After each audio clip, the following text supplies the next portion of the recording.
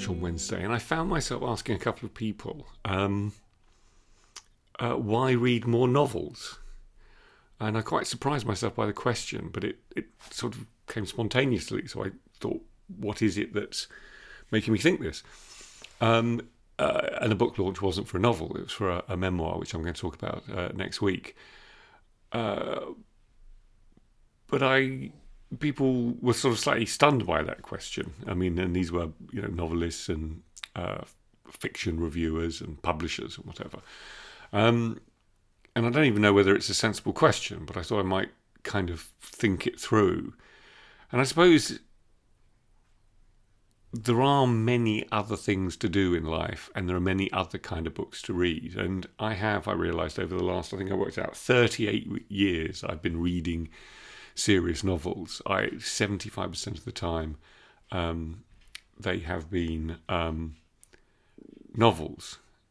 And so a great deal of my reading life has been the novel, and therefore there is lots of other things to read and other things I don't know.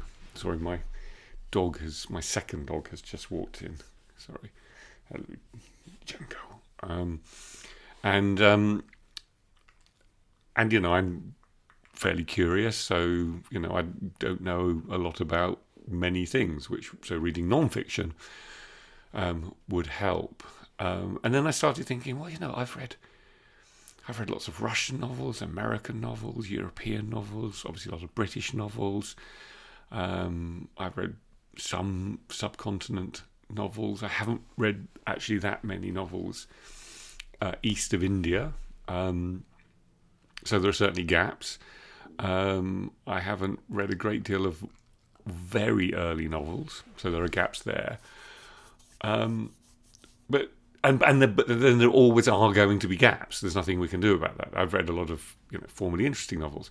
I mean, the problem with I'm not about to give up reading novels, and I can't, because I run a prize that primarily awards novels. So it can't be about being a completist. One reads novels to have read them all, because that's never going to happen. So I started thinking about, obviously, quality over quantity. And I thought to myself, and I've made a list here, I was thinking, I've read most of Dostoevsky more than twice, and I'm not sure there is a more serious novelist wrestling with the most serious human issues. So in a sense, I could say I've kind of done the height of seriousness. As you all know, that I don't think there is ever going to be a finer sentence maker than James Salter. So it's not about high style. Marilyn Robinson, who will write with a greater humanity. Edith Wharton, there's a sort of perfection in at least two of the novels. House of Mirth and Age of Innocence. I mean, in terms of story, character, narrative, emotional insight, psychological insight. She's a complete novelist. What can you say about James Joyce? Every time I read James Joyce, actually post The Dubliners, so really only Ulysses and Finnegan's Wake, I think here is someone who is almost kind of sui generis, there's nothing before him, and whatever the Latin is for there can be nothing after him in terms of pure linguistic scope and sheer prose talent. And then we have Proust, of whom it's been said endlessly that there isn't a novelist of greater psychological acuity. And I've read all of these, and I've read them all as many, and there's all. So in a sense, I could retire from the novel now. I mean, obviously not writing them, but and feel as though I have scaled the heights, and there are anyway.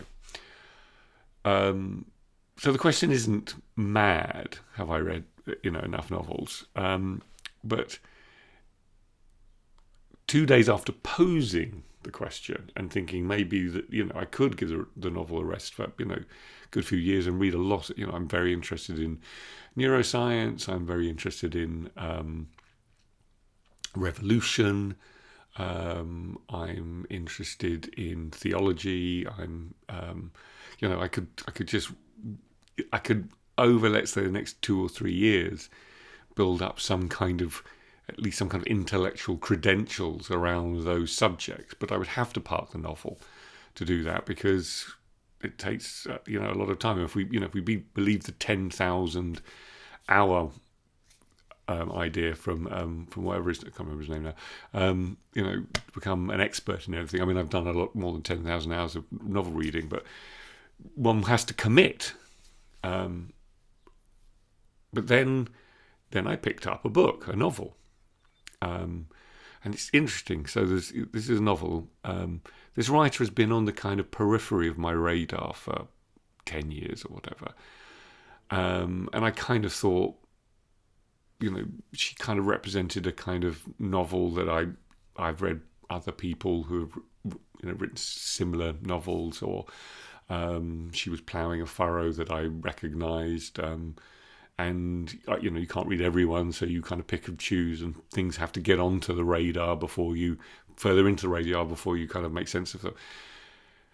And she's just had a new novel out, and and I don't think I've read any of the reviews, but the white noise around the novel starts to coalesce into something where you think that actually sounds like something kind of interesting.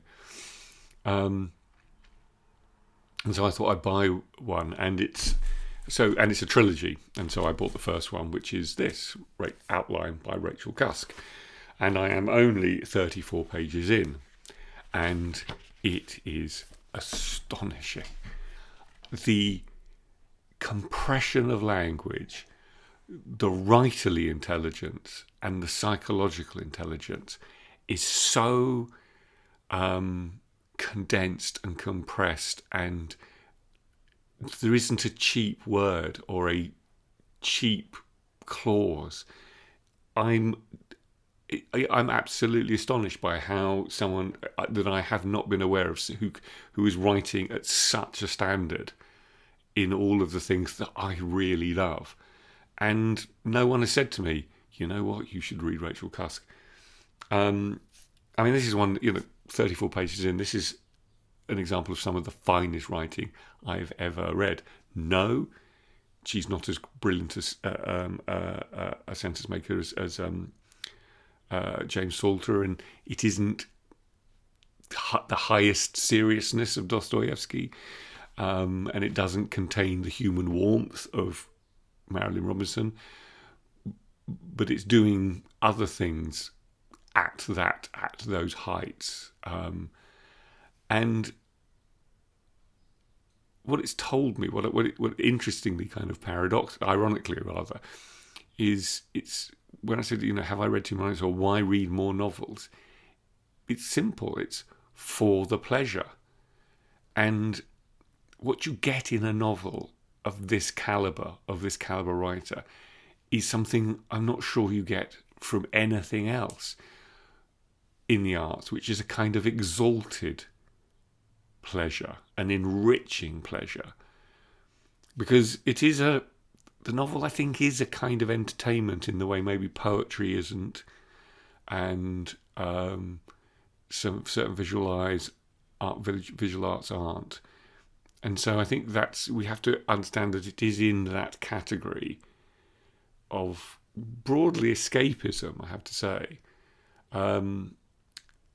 which I would normally use as a negative, but I'm going to say that actually this is what makes the novel the most extraordinary artifact, is that at its best it is both deeply pleasurable in a way that is sort of almost visceral and intoxicating, and at the same time it is exalting, so you feel enriched and elevated and changed. Now that's saying a lot, and that's why one can never stop or should never stop reading novels. You have to start picking wisely at my age. I don't have 38 years left of reading. What is in front of me is less than what was behind.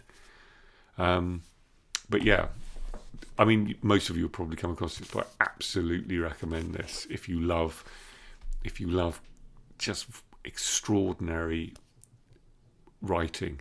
That's it. Bye bye.